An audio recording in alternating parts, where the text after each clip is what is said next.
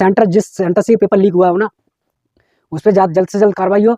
और हम कहते हैं स्कूल को हमेशा के लिए सील कर दिया जाए, ताकि कोई भी नेक्स्ट स्कूल वाला अगर ये सोचे पेपर लीक कराने की, तो उससे पहले 50 बार उसे सोचना पड़े कि हम ऐसा करें या ना करें।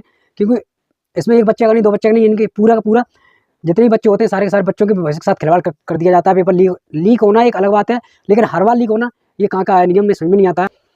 हेलो फ्रेंड्स, कैसे हो? आई हो सब अच्छे होंगे। अच्छे तो नहीं होंगे। जो कल पेपर हुआ था CTET का, वो पेपर जो पेपर 2 था वो मॉर्निंग शिफ्ट में हुआ था। जो पेपर सेकंड था PRT का, वो इवनिंग शिफ्ट में हुआ था।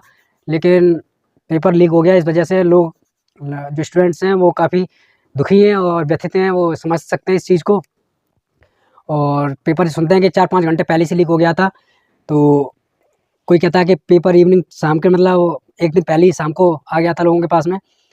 तो ये जो पेपर लीक होने का सिलसिला है, ये साला कभी रुका है ना कभी रुकेगा। कभी कभार बहुत गुस्सा भी आती है और मन करता है कुछ भी बोलने का, लेकिन अब क्या कह सकते हैं लोगों से।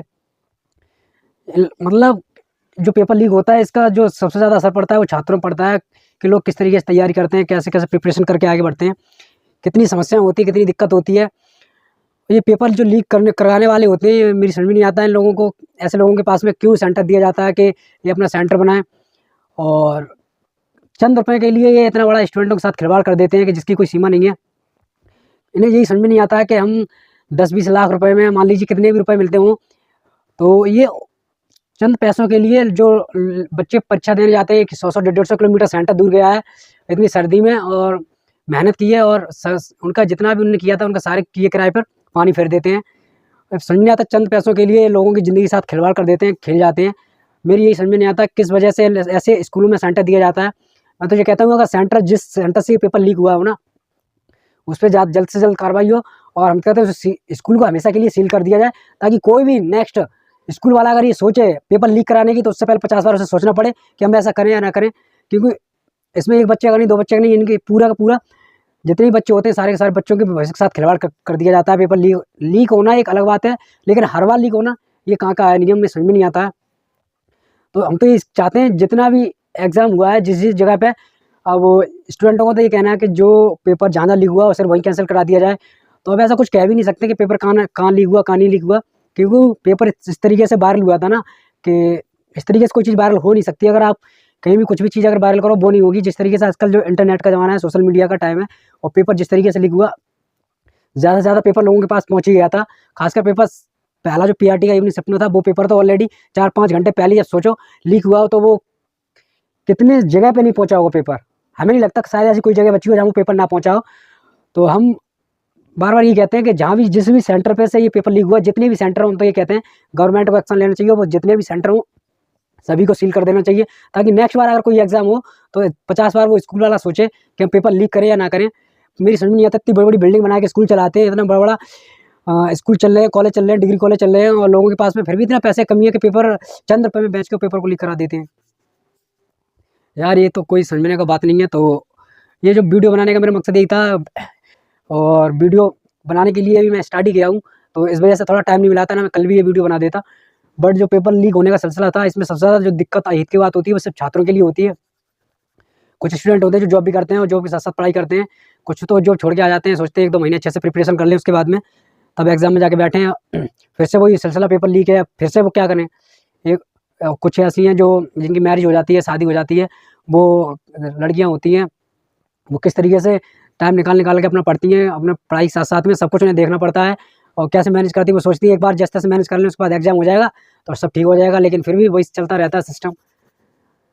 पेपर लीक होने का तो ये सिलसिला हमें लगता है कभी ना रुका है ना कभी रुकेगा, चाहे कितना भी इसका वो हो जाए। जब CBT modern paper exam online होता था, तो वही पेपर नहीं रुकता था लीक होने के लिए। उसकी भी परीक्षाएं 2-3 दिन फिर दोबारा एग्जाम होता था, जज सेंटर पे होता था। ऑफलाइन कर दिया तो इसका भी अब दिक्कत है कि पेपर लीक हो गए, और लीक होने के तो बात छोड़ो, 4-4, 5-5 घंटा, एक दिन पहले पेपर पहुंच रहा है, तो समझ लीजिए किस लेवल पर पेपर लीक हुआ होगा। तो मेरा ये समझ में नहीं आता है, जो थोड़े बहुत रुपए के लिए, चंद रुपए के लिए इतना बड़ा पेपर लीक करा देते हैं, स्टूडेंटों के साथ खिलवाड़ कर देते हैं। तो ये नहीं देखते कि जो स्टूडेंट ने इतने टाइम से मेहनत कर रहे हैं, पता नहीं लोगों के पास में पैसा कहाँ से लेते हो, जो सेंटर पे जाते हो एग्जाम देने के लिए, फिर वहाँ से वापस आते हो। तो इस चीज़ का कोई वो नहीं है, बस पेपर लीक हो गया। अब कुछ स्टूडेंटों का कहना है कि जहाँ पेपर लीक हुआ वहीं कैंसिल कर दो, कुछ कह रहे हैं, और जिनका ख़राब हुआ वो तो ये चाहते हैं कि हर जगह का पेपर लीक हो जाए। लेकिन अब स्टूडेंट का छोड़ो तो सबसे पहले यही है कि अगर 4-5 घंटे पेपर लीक हुआ तो सोच सकते हो पेपर कहाँ से कहाँ तक पहुँच गया होगा।